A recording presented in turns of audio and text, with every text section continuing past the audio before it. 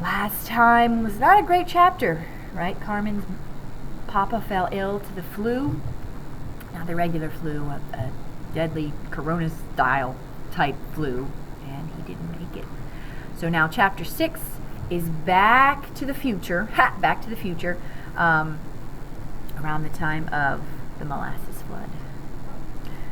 Carmen was awake, but she kept her eyes squeezed shut. The mornings were always the hardest. She finally eased her eyes open and took some deep breaths.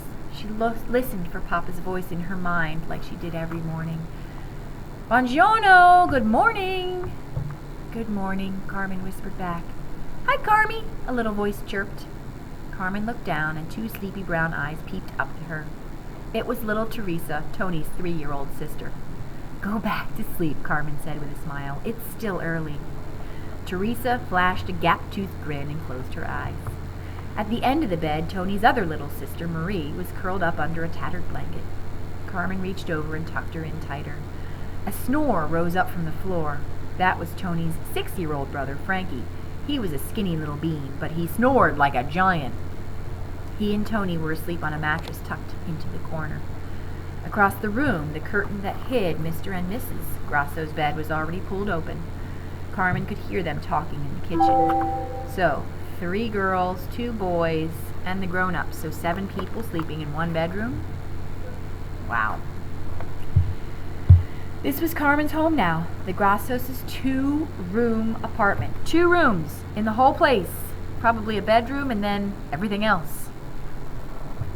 She'd been living here since the night after Papa died, when Mr. Grosso carried her upstairs and tucked her into bed with the 2 little girls. There were 7 of them living there, crammed together like tomatoes in a jar. The noise was constant. The girls' giggles, Frankie's bouncing ball, Mr. Grosso's booming laugh, and the fighting. Frankie bit me! Marie wet the bed! Teresa's eating a cockroach! But Carmen knew how lucky she was to be with the Grossos, who treated Carmen like family. Carmen looked over at Tony, fast asleep with drool dripping out of the corner of his mouth. He had hardly left Carmen's side since Papa died. He'd even started reading The Wonderful Wizard of Oz aloud at bedtime. It puts the girls to sleep, he said.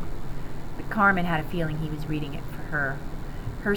He somehow sensed that hearing about Dorothy made Carmen feel calmer, like she wasn't the only girl who sometimes felt completely lost. Worse than lost. There were moments every day when Carmen's heart seemed to be crumbling apart like the church tower in her village after the quake.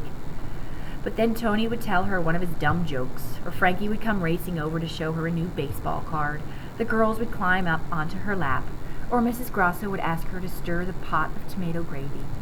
With all these kids, there was always work to be done. Carmen tried to help Mrs. Grosso out as much as she could, which was what she should be doing now instead of lying here like a lump. Carmen quickly dressed. She stared out the window as she brushed the knots from her hair. Of course, her gaze went straight to that ugly molasses tank rising up in the distance. It was impossible to look out the window and not see it.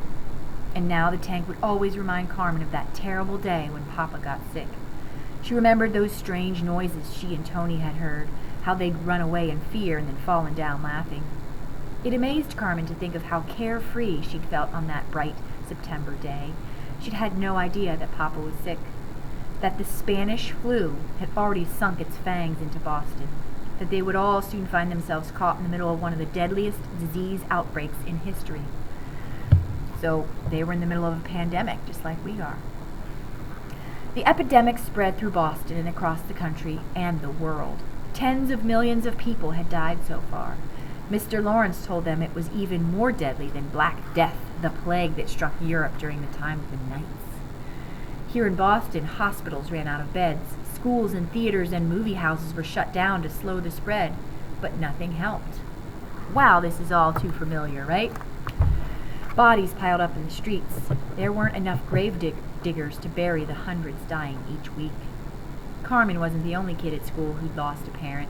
Some lost 2, and brothers and sisters also.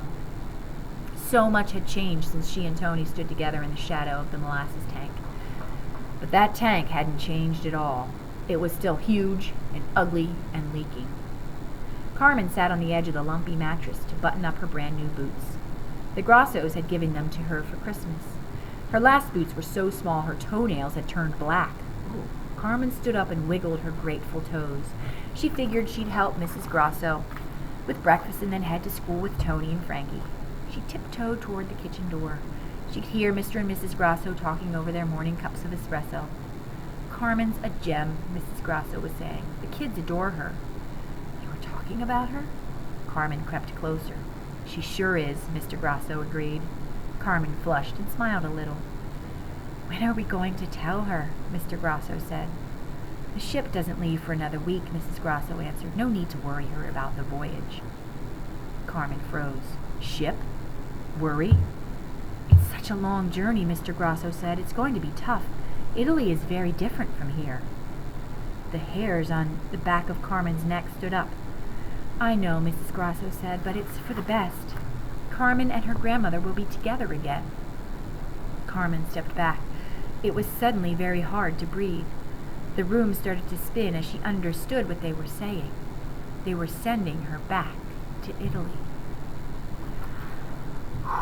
What would you do? Well, how would you feel? You have no family here in America, but you do have a good family to live with. Or you go back to Italy with your grandmother. Tough choice.